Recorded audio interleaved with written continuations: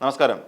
കേരളത്തിലിപ്പോൾ കൂടുതൽ ചർച്ച ചെയ്തുകൊണ്ടിരിക്കുന്നത് അങ്ങ് തെക്ക് നെയ്യാറ്റിൻകരയിലുള്ള ഗോപൻ സ്വാമിയെക്കുറിച്ചാണ്. ആറാലമ്മൂട് കാവുവിളാകത്തുള്ള ഒരു സിദ്ധ മഠത്തിൽ യോഗിയായി മാറിയ ഗോപൻ സ്വാമി. ആദ്യകാലത്ത് അദ്ദേഹം മണിയൻ എന്നുള്ള പേരിലാണ് അറിയപ്പെട്ടുകൊണ്ടിരുന്നത്. അദ്ദേഹം അന്നൊരു നേരത്തെ ഞാൻ സൂചിപ്പിച്ചിട്ടുണ്ട്, അദ്ദേഹം ഒരു ചുമട്ടുതൊഴിലാളിയായിരുന്നു. ആ ചുമട്ടുതൊഴിലാളിയിൽ നിന്ന് സിദ്ധയോഗിയായി മാറുകയായിരുന്നു സത്യത്തിൽ മണിയൻ അല്ലെങ്കിൽ ഗോപൻ എന്ന് പറയുന്ന ഈ സ്വാമി. സമാധിയായി അങ്ങനെ സമാധി മന്ദിരം പൊളിച്ചു നീക്കാൻ, സമാധി മന്ദിരം എന്നൊക്കെ നമുക്ക് വെറുതെ പറയാം.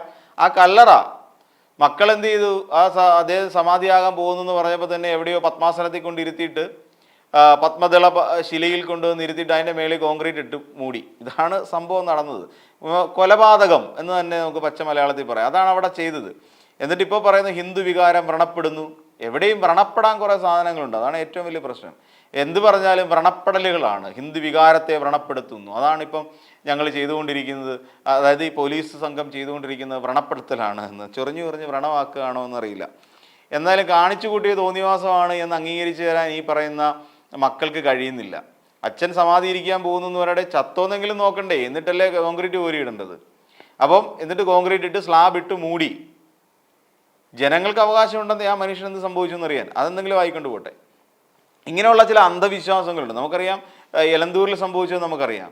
കൊണ്ടുവന്ന് കൊന്നു കളഞ്ഞിട്ട് അതിൻ്റെ മാംസം എടുത്ത് കറി വെച്ച് കഴിച്ച ടീമുകളാണുള്ളത്. അത്രയ്ക്ക് നരാധമന്മാരായി പോയി, അപരിഷ്കൃതമായി പോയി നമ്മുടെ സംസ്കാരം കേരളത്തിൻ്റെ.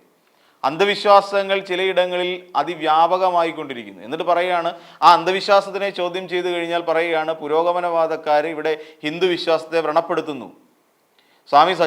ബ്രഹ്മശ്രീ സച്ചിദാനന്ദ സ്വാമികൾ കഴിഞ്ഞ ദിവസം തീർത്ഥാടന വേദിയിൽ ഇരുന്നു കൊണ്ട് പറഞ്ഞപ്പോൾ, അത് ഷർട്ട് ഇട്ടുകൊണ്ട് ക്ഷേത്രത്തിൽ പുരുഷന്മാർ കയറുന്നതിൽ വിലക്കേർപ്പെടുത്താൻ പാടില്ല, അങ്ങനെയൊരു ആചാരം മാറ്റണം, ആചാരങ്ങൾ കാലക്രമേണ പരിഷ്കരിക്കപ്പെടണമെന്ന് അദ്ദേഹം പറഞ്ഞപ്പോൾ എന്തെല്ലാമാണ് ഇവിടുത്തെ കുറെ ജാതി മാമൂലുകളെ തലയിലേറ്റിക്കൊണ്ട് നടക്കുന്ന കുറേ ആൾക്കാർ പറഞ്ഞു വരുത്തിയത്.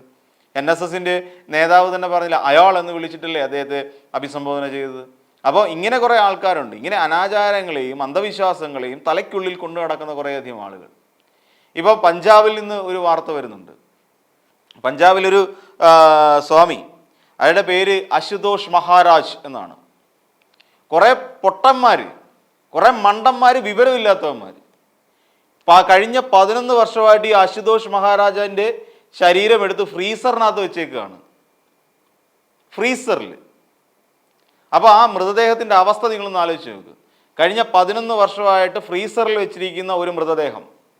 എന്നിട്ട് ഈ പൊട്ടന്മാർ പറഞ്ഞു വരുന്നത് എന്താണെന്നറിയാമോ? ഞങ്ങളുടെ ഗുരുജി എന്ത് ചെയ്യുകയാണ്, ധ്യാനത്തിലിരിക്കുകയാണ്. അല്ല ചത്തുപോയൊന്നുമല്ല, അല്ലെ മരിച്ചു പോയൊന്നുമല്ല, ധ്യാനത്തിലിരിക്കുകയാണ്. ഇതേ കാര്യം തന്നെയല്ലേ അവിടെ ആ അമ്മ പറഞ്ഞത്. അവിടെ ചെന്നിട്ട് റിപ്പോർട്ടർ ചോദിച്ചപ്പോൾ അതിന് മറുപടി എന്താ പറഞ്ഞത്? മരിച്ചു എന്നും പറയല്ലേ, സമാധിയായി എന്ന് പറയണം. അവർക്ക് അങ്ങനെ ഒരു വെർഷൻ ഉണ്ടാക്കിയെടുക്കണം. എന്നിട്ട് ഈ മരിച്ചുപോയ ഇയാളൊരു സിദ്ധനാണ് എന്നുള്ള തരത്തിലേക്ക് അവിടെ വിളക്ക് കത്തിക്കൽ, പൂജ, പിന്നീട് ഒരു ക്ഷേത്രമായി മാറണം എന്നൊക്കെ ചിന്തിക്കുന്ന അന്ധവിശ്വാസത്തിൻ്റെ കേദാരങ്ങളായി മാറിക്കൊണ്ടിരിക്കുകയാണ്. അവർ പറയാണ്, നിങ്ങൾക്ക് അത് നോക്കൂ, അത് മരിച്ചതല്ല, എന്തായി മാറിയതാണ്, സമാധിയായതാണ്. ആ സമാധി സ്ഥാനത്ത് ഇരുന്നു കൊണ്ട് മകൻ്റെ തലയിലേക്ക് കൈകൾ വെച്ച് അനുഗ്രഹിച്ചു അത്രേ. എന്നിട്ടാണ് സമാധിയായത്. പ്രാണായാമമൊക്കെ ചെയ്ത് അങ്ങനെ എന്തൊക്കെയാണ്. അപ്പം അവിടെ പഞ്ചാബിൽ ഈ അശുതോഷ് മഹാരാജാവിൻ്റെ അനുയായികൾ എന്ന് പറയുന്ന ഒരു വലിയ വിഭാഗം പൊട്ടന്മാരുണ്ട്. അത്രയും വലിയ പൊട്ടന്മാരായി മാറിക്കൊണ്ടിരിക്കുകയാണ് സത്യത്തിൽ ഈ ആറാലുമൂട്ടിലുള്ള കുറേ പേര്. അപ്പോൾ ഇത് ചെയ്തതെന്ന് വെച്ചാൽ ഈ സ്വാമിജി ഉണർന്നിട്ട് ഈ ധ്യാനത്തിൽ നിന്ന് ഉണരും. എന്നിട്ട് പഴയ പോലെ അദ്ദേഹം ജീവിച്ചിരിക്കും എന്ന് പറയുന്നു. ഇതിന് വേറൊരു കാര്യം കൂടി ഉണ്ടായി. ഇദ്ദേഹത്തിൻ്റെ ഒരു മകനെന്ന് അവകാശപ്പെടുന്ന ഒരാളാണ് ദിലീപ് കുമാർ ഝാ എന്ന് പറയുന്ന ഒരാൾ. ആകാനാണ് സാധ്യത. കാര്യം വിവാഹം കഴിഞ്ഞൊരു മകനൊക്കെ ജനിച്ചു കഴിഞ്ഞപ്പം ഏകദേശം 18 മാസം ആയി കഴിഞ്ഞപ്പോൾ തന്നെ അദ്ദേഹത്തിന് മനംമാറ്റം ഉണ്ടാകുന്നു. ഭാര്യയെയും കുടുംബത്തെയും ഉപേക്ഷിച്ച് അന്ന് അദ്ദേഹത്തിൻ്റെ പേര് മഹേഷ് ഝാ എന്നായിരുന്നു. ഈ മഹേഷ് ഝാ എന്ത് ചെയ്തു? സ്വന്തം ഭാര്യയെയും കുഞ്ഞിനെയും ഉപേക്ഷിക്കുന്നു. എങ്ങനെയുണ്ട് ഈ സ്വാമിയുടെയൊക്കെ ഒരു പരിപാടി?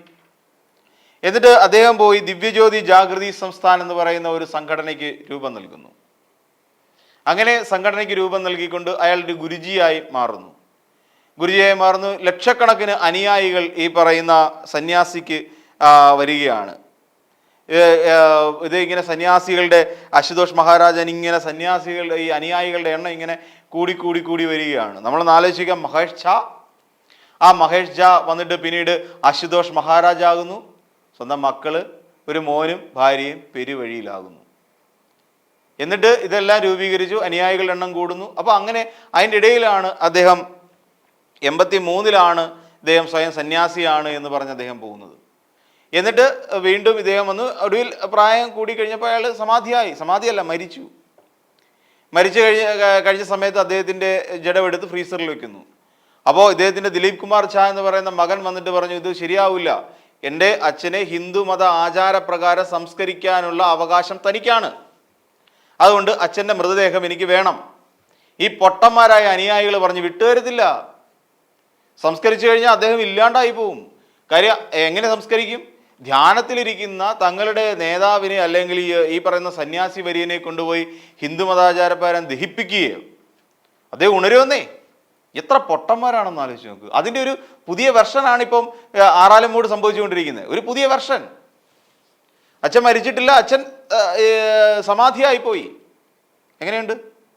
ഇതൊക്കെയാണ് നമ്മുടെ ഇവിടെ സംഭവിച്ചുകൊണ്ടിരിക്കുന്ന കാര്യം നമുക്ക് തോന്നുന്നു. അവസാനം ഹർജി പോയി, കോടതി കേസ് പോയി. ഈ ദിലീപ് കുമാർ ഝാ നേരെ കോടതിയെ സമീപിച്ചു, അച്ഛൻ്റെ മൃതദേഹം വിട്ടുതരണം. മൃതദേഹം എന്നാണ് അദ്ദേഹം പറഞ്ഞത്. അപ്പോൾ ഇതിന് തിരിച്ചൊരു ഹർജി കൊടുത്തു. തിരിച്ച് പറഞ്ഞ എന്താണ്, അദ്ദേഹം സന്യാസി, അദ്ദേഹം ധ്യാനത്തിലാണ്, ഉണരും, അതുകൊണ്ട് ഫ്രീസറിൽ സൂക്ഷിക്കുകയാണ്. ഏറ്റവും അവസാനം ഹരിയാന ഹൈക്കോടതിയുടെ വിധിയാണ് അതിലെ കിടിലം എന്ന് പറഞ്ഞു കഴിഞ്ഞാൽ നമ്മൾ അംഗീകരിച്ചു കൊടുക്കേണ്ട ഒരു വിധിയാണ്. എന്താണ് പറഞ്ഞത്? അവർ പറഞ്ഞ് സാരമില്ല, ഇത് ഫ്രീസറിൽ തന്നെ സൂക്ഷിക്കാമെന്ന്. എങ്ങനെയുണ്ട്?